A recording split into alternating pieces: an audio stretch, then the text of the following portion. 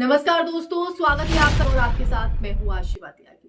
दोस्तों, जरा कल्पना कीजिए एक ऐसा देश जो खुद को दुनिया का सबसे बड़ा लोकतंत्र कहता है, जहां संविधान सर्वोच्च है, कानून का राज है और नागरिकों की सुरक्षा राज्य की पहली जिम्मेदारी मानी जाती है। उसी देश में एक स्वयंभू धर्मगुरु खुलेआम ये कहता है, बयान देता है कि आईसिस जैसे संगठन बनाना चाहिए, आत्मघाती दस्ते तैयार किए जाने चाहिए। अब तलवारों से कुछ नहीं होने वाला। अब तो हिंदुओं को आत्मघाती दस्ते बनाने चाहिए और हिंदुओं को बजरंग दल, फजरंग दल, ये दल वो दल छोड़कर ऐसे संगठन बनाने चाहिए जैसा आईएस है। कम से कम उसकी कार्यप्रणाली आईएस जैसी होनी चाहिए। अपने धर्म के लिए इस तरह का काम करें।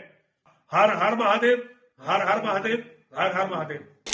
सवाल सिर्फ ये नहीं है दोस्तों कि ये बयान कितना भड़काऊ है। सवाल ये है कि क्या अब भारत में आतंक की भाषा को भी धर्म का नाम देकर सामान्य बनाया जा रहा है? अगर आज जिस तरह की सोच को रोका नहीं गया तो कल ये आग किसके घर तक पहुंचेगी कोई नहीं जानता, कोई इसका अंदाजा नहीं लगा सकता। तो ये जो बयान हिंदू धर्मगुरु बयान की गंभीरता और इसके संदर्भ में बात करना जरूरी हो जाता है। यति नरसिंहानंद गिरी का ये बयान कोई साधारण उत्तेजक भाषण नहीं है। आईसिस जैसे अंतरराष्ट्रीय आतंकी संगठन का नाम लेकर संगठन बनाने और आत्मघाती दस्तों की बात करना सीधे सीधे आतंकवादी मानसिकता का महिमा मंडन है। आईसिस कोई विचारधारा भर नहीं है, बल्कि वो संगठन है जिसने पूरी दुनिया में निर्दोष लोगों का खून बहाया, बच्चों, महिलाओं और आम नागरिकों को निशाना बनाया। और ऐसे संगठन का उदाहरण देना, उसका जिक्र करना, उसे आदर्श की तरह पेश करना भारत की आंतरिक सुरक्षा के लिए एक गंभीर चेतावनी है। जी हां, चेतावनी।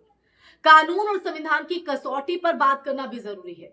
भारतीय संविधान अभिव्यक्ति की स्वतंत्रता देता है, अपने विचार व्यक्त कर सकते हैं, उसका अधिकार, लेकिन वो स्वतंत्रता असीमित नहीं है। संविधान और सुप्रीम कोर्ट दोनों साफ कहते हैं, हिंसा के लिए उकसाना, नफरत फैलाना और देश की सुरक्षा को खतरे में डालना अभिव्यक्ति की आजादी नहीं है। भारतीय दंड संहिता और अब लागू नए आपराधिक कानूनों में ऐसे बयानों को अपराध माना गया है जो समाज में वैश्य फैलाए या आतंक को बढ़ावा दे।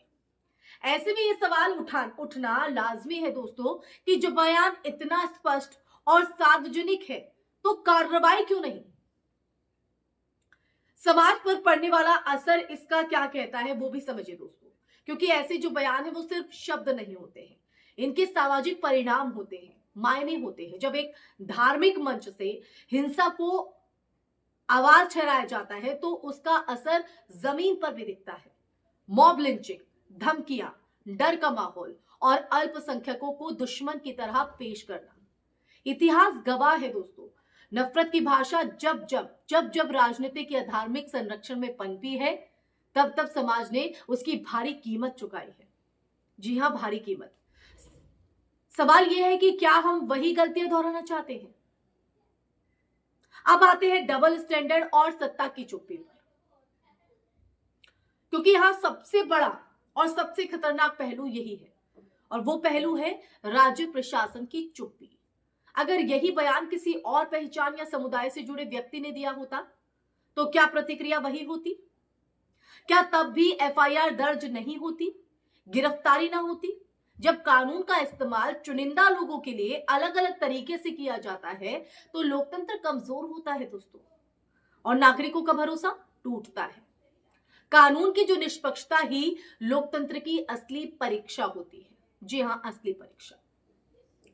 लोकतंत्र के लिए चेतावनी, ये पूरा माहौल, क्योंकि धर्म का जो इस्तेमाल है वो अगर हिंसा को सही ठहराने के लिए किया जाएगा तो वो धर्म नहीं, राजनीति और आतंक का औजार बन जाता है।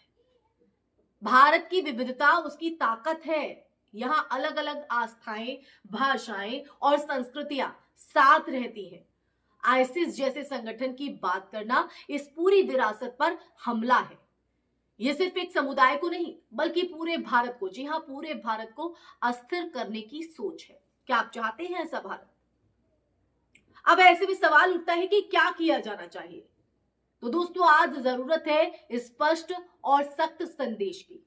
पहला, हेट स्पीच और हिंसा के आह्वान पर तुरंत कार्रवाई, कानूनी कार्रवाई। दूसरा, धार्मिक मंचों से नफरत फैलाने वालों पर जीरो टॉलरेंस नीति, जिसका जिक्र अक्सर किया जाता है। तीसरा, मीडिया और नागरिक समाज की जिम्मेदारी की वो ऐसे बयानों को सामान्य ना बनाए, बल्कि सवाल पूछे, उस पर भरोसा ना करें। और देखिए, इसके आखिरी पॉइंट है चौथा, राज्य को यह साबित करना होगा कि संविधान सबके लिए बराबर है, सबके लिए, चाहे बयान देने वाला कितना ही प्रभावशाली क्यों ना हो। तो दोस्तों, आज सवाल ये नहीं है कि ये जो बयान है वो किसने दिया है। असली सवाल ये है कि हम इस पर क्या करते हैं, कितना भरोसा करते हैं, कितना हम इस पर जो है अपने ऊपर प्रभाव पड़ने देते हैं, कितना हम नकारात्मकता को अपने ऊपर लेते हैं और कितनी हम सकारात्मक माहौल में जीना चाहते हैं। ये हम पर ही निर्भर करता है। लेकिन वो कैसे, उसके लिए हमें आवाज उठानी होगी, उसके लिए हमें सवाल पूछने होंगे, फैसला लेना होगा। ये तभी पॉसिबल है। तो दोस्तों, ये बयान किसने दिया ये महत्वपूर्ण नहीं है, इसलिए मैंने कहा है असली सवाल ये है कि हम इस पर अब क्या कदम उठाएंगे। क्या हम चुप रहकर नफरत को बढ़ने देंगे, या संविधान के साथ खड़े होकर कहेंगे कि भारत में आतंक की भाषा की कोई जगह नहीं है। याद रखें दोस्तों, जब समाज नफरत के सामने खामोश रहता है, तब वही नफरत सबसे पहले समाज को ही निकलती है। फैसला आज करना होगा, क्योंकि कल बहुत देर हो सकती है। इसी के साथ इस चर्चा में फिलहाल के लिए बस इतना ही दोस्तों। ये चर्चा आपको कैसी लगी, ये पूरा सच आपके सामने हमने इस चर्चा के माध्यम से रखा है। और पहली बार ऐसा नहीं है कि स्वामी यतीन्द्र नरसिंहानंद ने इस तरह का बयान दिया हो। वो अक्सर अपने इन विवादित बयानों के चलते चर्चा में रहते हैं और देश के माहौल को भी खराब करने की कोशिश करते हैं। अब ऐसे में इस बयान को आप किस तरह से देखते हैं, आपका नजरिया इस पर क्या कहता है, कमेंट सेक्शन में कमेंट करके जरूर बताइएगा। ये चर्चा आपको कैसी लगी उस बारे में भी जरूर बताइएगा दोस्तों, क्योंकि आपकी राय, आपका नजरिया देश हितों के लिए महत्वपूर्ण है। साथ ही इस वीडियो को ज्यादा से ज्यादा शेयर कीजिएगा, हमारे चैनल को सब्सक्राइब कीजिएगा। इसी के साथ आप लोगों से इजाजत लेना चाहूंगी। नमस्कार, जय हिंद, जय भारत।